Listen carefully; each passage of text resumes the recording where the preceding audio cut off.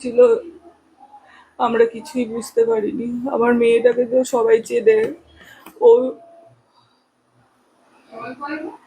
ও ল pass করেছে, আপনারা অনেকেই জানেন আমার মেয়েকে। ও খুব ট্যালেন্টেড মেয়ে, খুব হাসি খুশি মেয়ে, পশু পাখি নিয়ে থাকে, ফ্যামিলিতে হাসি খুশি মেয়ে। আমরা থানায় কমপ্লেন করেছি, আমরা যতটুকু জানি বা ওর বন্ধু বান্ধবের তরফ থেকে যতটুকু জেনেছি, যেটুকু ঘটেছে দুদিনে, আমরা সেই বেসিসে থানায় কমপ্লেন করেছি, তদন্ত চলছে। তবে আমার মেয়েটা চলে গেল, এটা হাজার হাজার লাখ লাখ মানুষ ওকে ভালোবাসে। ওকে এতটা মেন্টালি টর্চার করা হয়েছে, এতটা মেন্টালি টর্চার করা হয়েছে। কি অভিযোগ করেছেন থানা? কে অভিযোগ করেছে? না, থানায় কি অভিযোগ? থানায় আমরা ওর যে বয়ফ্রেন্ড, যার জন্য আমরা এখন আপাতত যেটাই ক্লু খুঁজে পাচ্ছি, কারণ আগের দিন রাতে ও ওদের বাড়িতে গেছিল এবং কাঁদতে কাঁদতে ফিরেছে। ওকে প্রচুর ভাবে হ্যারাস্ট করেছে এবং ওর বন্ধু বান্ধবের কাছ থেকে এখন যেগুলো আমি জানতে পারছি, যেটা ও কোনোদিন বলেনি।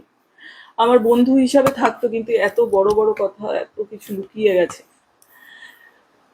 আজকে এমন কিছু ঘটেছিল ওদের বাড়িতে গিয়ে হয়তো, যার জন্য আমার মেয়ে স্টেপটা নিতে বাধ্য হয়েছে। পরবর্তীকালে আমরা ওর ফোন থেকে অনেক চ্যাট পেয়েছি, যেগুলোতে অনেক ক্লু পেয়েছি। আমি শুধু চাই আমার মেয়ের বিচার। আমরা পুলিশের উপর আস্থা আছে, প্রশাসনের উপর আস্থা আছে, যেটা সঠিক সেটাই যেন হয়। আপাতত তারা বাড়িতে কেউ নেই, পালিয়েছে। সে যদি দোষী না হতো তাহলে কেন পালাতো? সেটা একবার কতদিন ধরে সম্পর্ক ছিল মেয়ের? এটা এরকম কিছু জানতে পেরেছিলেন? আমরা সবাই মেনে নিয়েছিলাম বাড়ি থেকে, আমাদের ওদের বাড়ি থেকেও মেনে নিয়েছিল। তারপর ওদের সম্পর্ক, ছেলেটা ইগনোর করে, ওকে বিট্রেমি করে। 4 বছর ধরে সম্পর্ক ছিল। তারপরে ছেলেটা ওকে পরে শুনতে পারি অনেক টর্চার করেছে, গায়ে হাত দিত, মদ খেত, ড্রিঙ্ক করতো, আমাকে কিচ্ছু বলেনি, ভেতরে লুকিয়ে রেখেছি। আজকে মেয়েটাকে এত কষ্ট করে দাঁড় করিয়েছি, আমার এত সব ভাসিয়ে দিয়ে চলে গেছে। আবার এত পশু পাখি বাচ্চারা সবাই কাঁদছে, আমি ওদেরকেও সামলাতে পারছি না। আমি একা কি করে সামলাবো আমি জানি না। আমি শুধু আপনাদের কাছে হাত জোর করে অনুরোধ করবো যে ফেক নিউজ গুলো আপনারা ছাড়ছেন, প্লিজ বন্ধ করুন। ফেক নিউজ ছাড়বেন না। যে বাজে ছবিগুলো আপনারা ছাড়ছেন, আমাদের বাঁচতে দিন, আমাদের ফ্যামিলি ওগুলো নিতে পারছে না।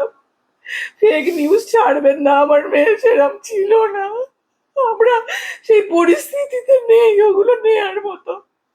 ফেক, আপনারা একটু ভিউজের জন্য একটা মেয়ে চলে গেছে, আমার মেয়ে। আমি আর কোনোদিনও জানি না ক্যামেরার সামনে আসতে পারবো কিনা বা দাঁড়াতে পারবো।